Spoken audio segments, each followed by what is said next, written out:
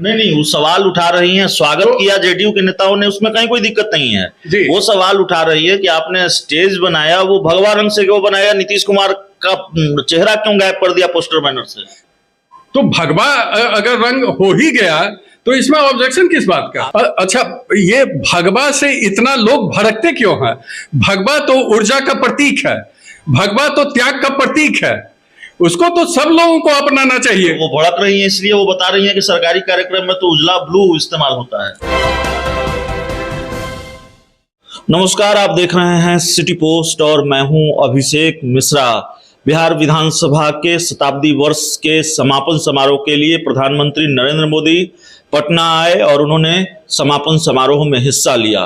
प्रधानमंत्री के पटना से दिल्ली जाने के बाद से अगले दिन ही बिहार की राजनीति की गर्माहट बढ़ गई है। इस पूरे मामले को लेकर, इस पूरे कार्यक्रम को लेकर जेडीयू की तरफ से बयान आया है कि बीजेपी ने इस सरकारी कार्यक्रम को पार्टी का कार्यक्रम बना दिया, भगवाकरण कर दिया इस कार्यक्रम का। आमतौर पर और ये बयान जेडीयू की विधायक हैं, पूर्व मंत्री हैं, बीमा भारती का है कि पार्टी जो सरकारी कार्यक्रम होते हैं उसमें जो कपड़े इस्तेमाल होते हैं पंडाल और स्टेज के लिए, वो आमतौर पर ब्लू और वाइट होते हैं, लेकिन बीजेपी ने पूरा स्टेज भगवा रंग से बनाया और लगा कि ये कोई पार्टी का कार्यक्रम है, बीजेपी का कार्यक्रम है।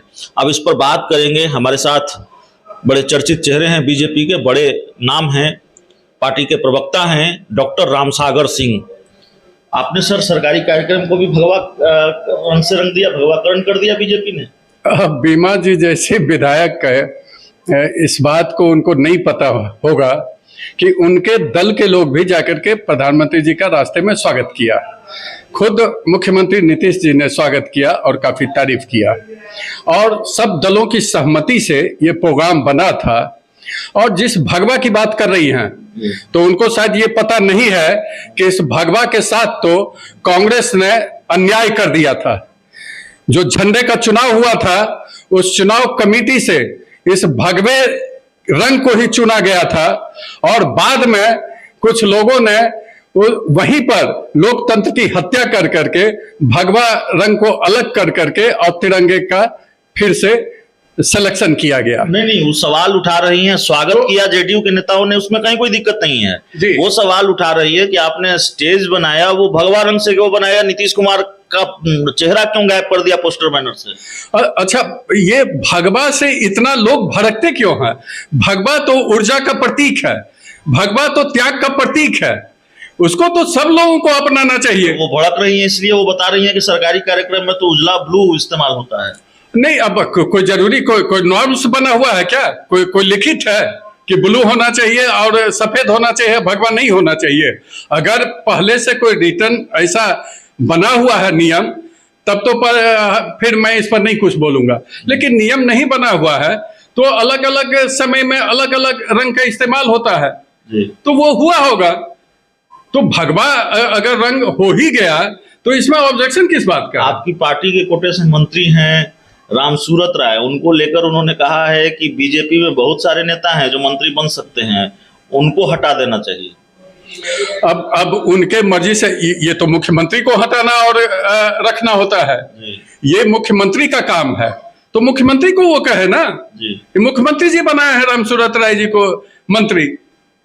उन्होंने कहा है कि बहुत गड़बड़ियां हुई हैं उनके विभाग में, तो मुख्यमंत्री जांच नहीं करेंगे क्या, मुख्यमंत्री मॉनिटरिंग नहीं करेंगे क्या, एक्शन नहीं लेंगे क्या?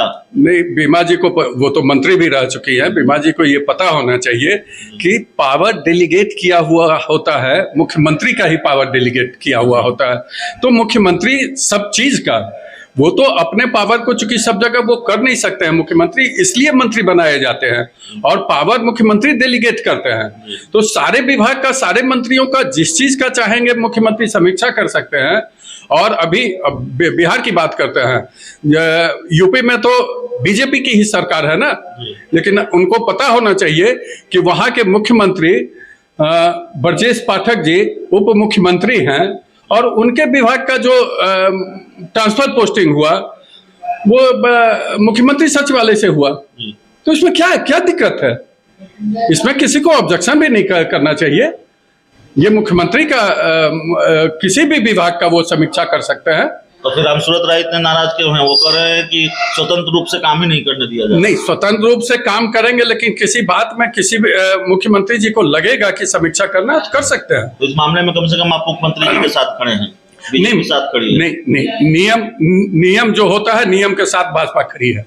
नियम के साथ भाजपा खड़ी है। हाँ, और नियम ये कहता है कि मुख्यमंत्री समीक्षा कर सकते हैं, तो भाजपा मुख्यमंत्री के साथ समीक्षा वाली बात में खड़ी है। एक आखिरी सवाल जो और हमारा रामसूरत राय जी भी खड़े हैं, वो भी कहे कि हाँ नहीं कर सकते हैं। एक आखिरी जो सवाल है हमारा, जेडीयू की तरफ से बयान आया है और जेडीयू ने ये कहा है कि अगर बीजेपी ने 2020 के विधानसभा चुनाव में, मैं कोट कर रहा हूं, राजीव रंजन प्रसाद जेडीयू के नेता हैं, उन्होंने टीवी डिबेट में कहा कि अगर बीजेपी ने चिराग पासवान को लेकर 2020 के विधानसभा चुनाव में कंफ्यूजन को खत्म कर दिया होता या चिराग पासवान को लेकर कोई कठोर एक्शन लिया होता तो जेडीयू बिहार में सबसे बड़ी पार्टी होती। ये पूरा जो ठीकरा 43 पर वो जो जेडीयू सिमटी है, उसका पूरा ठीकरा एक बार फिर बीजेपी का सर फोड़ा है जेडीयू ने। अच्छा राजीव जी, ये बताएं कि जब 15 में हमारे साथ तो चुनाव नहीं लड़े थे, बराबर सीट पर लड़े थे ना वो राजद और जदयू, तो उसको 80 और इनको 71 आया था, तो बीजेपी सब जगह कर देता है।